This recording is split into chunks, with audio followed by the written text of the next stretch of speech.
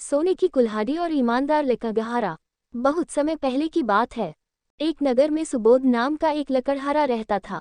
वो रोज जंगल लकड़ी काटने के लिए जाता था और उन्हें बेचकर जो कुछ पैसे मिलते थे उससे अपने लिए खाना खरीद लेता था। उसकी दिनचर्या सालों से ऐसी ही चल रही थी। एक दिन लकड़हारा जंगल में बहती एक नदी के बगल में लगे एक पेड़ की टहनियों को काटने के लिए उस पर चढ़ा। उस पेड़ की लकड़ी काटते काटते उस लकड़हारे की कुल्हाड़ी नीचे गिर गई। तेजी से लकड़हारा पेड़ से उतरा और अपनी कुल्हाड़ी को ढूंढने लगा। उसे लगा था कि नदी के आसपास उसकी कुल्हाड़ी गिरी होगी और ढूंढने पर मिल जाएगी। वास्तव में ऐसा कुछ हुआ नहीं, क्योंकि उसकी कुल्हाड़ी पेड़ से सीधा नीचे नदी में जा गिरी थी। वो नदी काफी गहरी और तेज बहाव वाली थी। आधे से 1 घंटे तक लकड़हारा अपनी कुल्हाड़ी को ढूंढता रहा, लेकिन जब कुल्हाड़ी नहीं मिली तो उसे लगने लगा कि अब उसकी कुल्हाड़ी उसे कभी वापस नहीं मिलेगी। इससे वो काफी दुखी हो गया।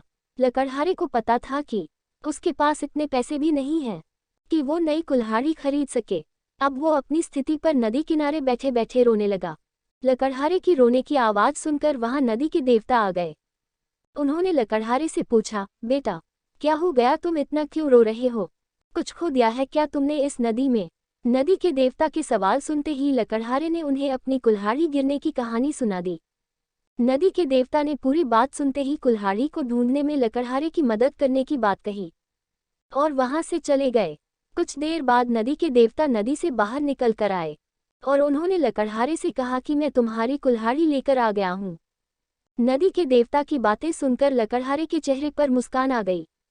तभी लकड़हारे ने देखा कि नदी के देवता ने अपने हाथों में सोने की कुल्हाड़ी ले रखी है। दुखी मन से लकड़हारे ने कहा, यह सोने की कुल्हाड़ी मेरी तो बिल्कुल भी नहीं है।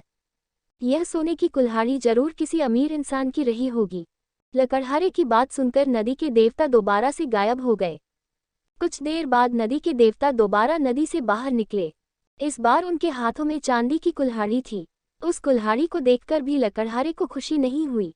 उसने कहा कि ये भी मेरी कुल्हाड़ी नहीं है, ये किसी दूसरे इंसान की कुल्हाड़ी होगी। आप उसी को ये कुल्हाड़ी दे दीजिएगा, मुझे तो अपनी ही कुल्हाड़ी ढूंढनी है। इस बार भी लकड़हारे की बात सुनकर नदी के देवता फिर वहां से चले गए। पानी में गए देवता इस बार काफी देर बाद बाहर आए। अब देवता को देखते ही लकड़हारे के चेहरे पर बड़ी सी मुस्कान थी। उसने नदी के देव से कहा कि इस बार आपके हाथ में लोहे की कुल्हाड़ी है और लग रहा है कि ये मेरी ही कुल्हाड़ी है। ऐसी ही कुल्हाड़ी पेड़ काटते समय मेरे हाथ से नीचे गिर गई थी। आप ये कुल्हाड़ी मुझे दे दीजिए और दूसरी कुल्हाड़ियों को उनके असली मालिक तक पहुंचा दीजिए। लकड़हारे की इतनी ईमानदारी और निष्पाप मन को देखकर नदी के देवता को काफी अच्छा लगा। उन्होंने लकड़हारे से कहा कि तुम्हारे मन में बिल्कुल भी लालच नहीं है।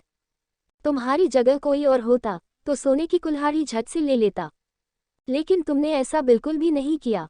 चांदी की कुल्हाड़ी को भी तुमने लेने से इनकार कर दिया।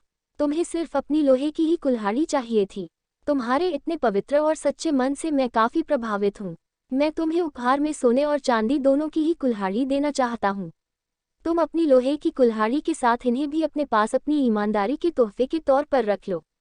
कहानी से सीख, ईमानदारी से बड़ी दौलत इस दुनिया में कुछ नहीं है। अच्छे ईमान वाले इंसान की चारों तरफ प्रशंसा होती है। अगर कहानी पसंद आई हो तो वीडियो को लाइक और चैनल को सब्सक्राइब करें।